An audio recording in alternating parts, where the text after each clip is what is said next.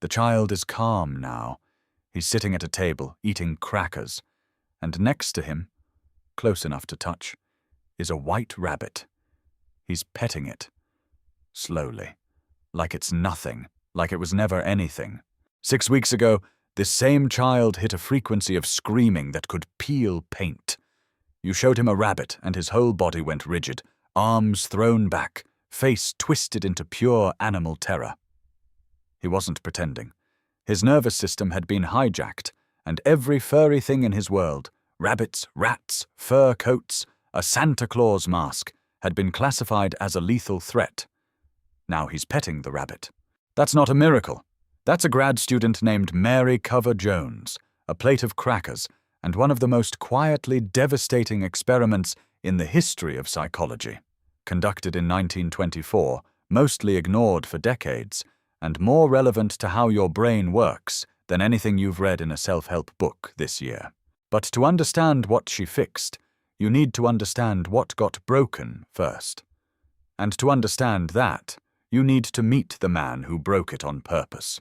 His name was John B. Watson, father of behaviorism. Pioneer.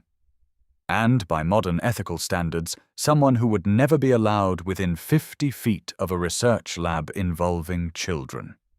In 1920, Watson took a 9-month-old infant, a boy named Douglas Merritt, later identified as Little Albert, and ran an experiment so elegant in design and so grotesque in execution that it still shows up in every introductory psychology course on Earth. Here's what he did. He gave the baby a white rat to play with. Albert loved it. He'd reach for it, laugh, try to grab its fur. Watson documented this with the clinical detachment of a man who had genuinely stopped seeing a baby and started seeing a variable. Then, every time Albert reached for the rat, Watson struck a steel bar with a hammer directly behind the child's head. A sound like a gunshot, right at the base of the skull. Albert would jolt, cry, recoil. Watson did this again. And again. 7 pairings, that's all it took.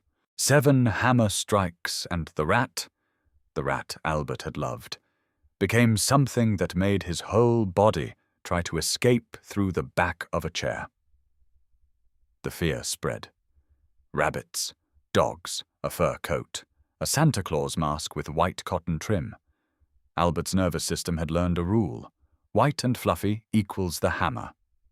And rules learned in fear don't stay politely contained. This is classical conditioning in its most visceral form.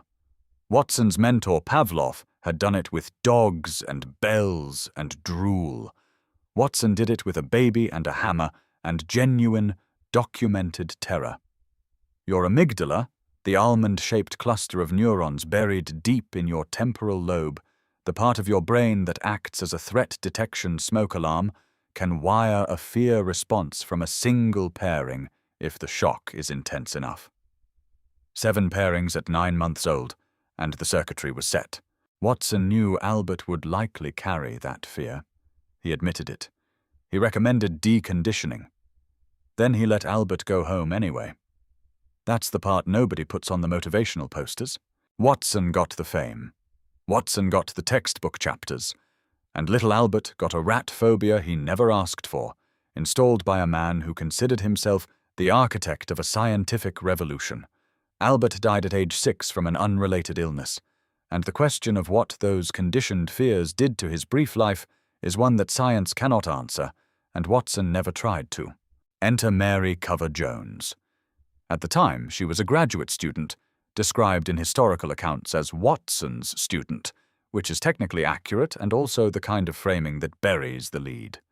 Because what Jones did wasn't derivative, it was the opposite.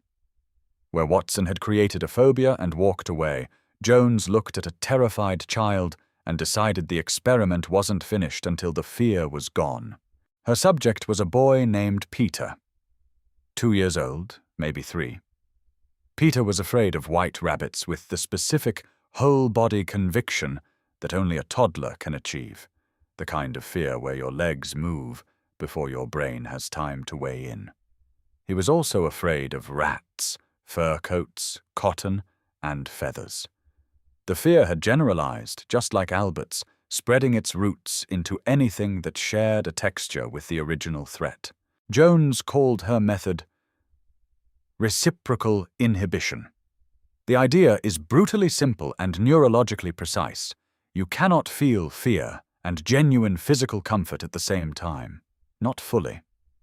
The parasympathetic nervous system, the brake pedal on your stress response, the one that slows your heart and unknots your stomach, and the sympathetic system that runs fear like a wildfire, they compete. You run them both at once and the stronger signal wins, so Jones gave Peter lunch. Not metaphorically. Actual lunch.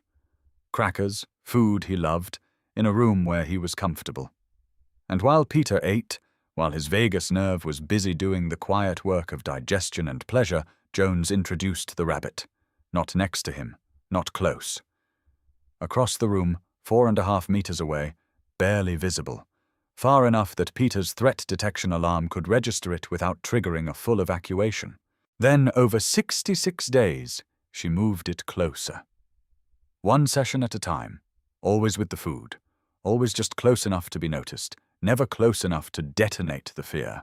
The crackers kept running, the parasympathetic system kept humming, and each time Peter's nervous system tried to file rabbit under catastrophic threat, the competing signal, warmth, fullness, safety, rewrote the entry. 66 days.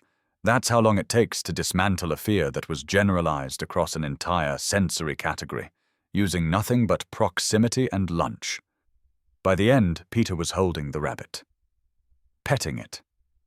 The animal that had once made his whole body try to leave the room through the nearest wall was sitting in his lap.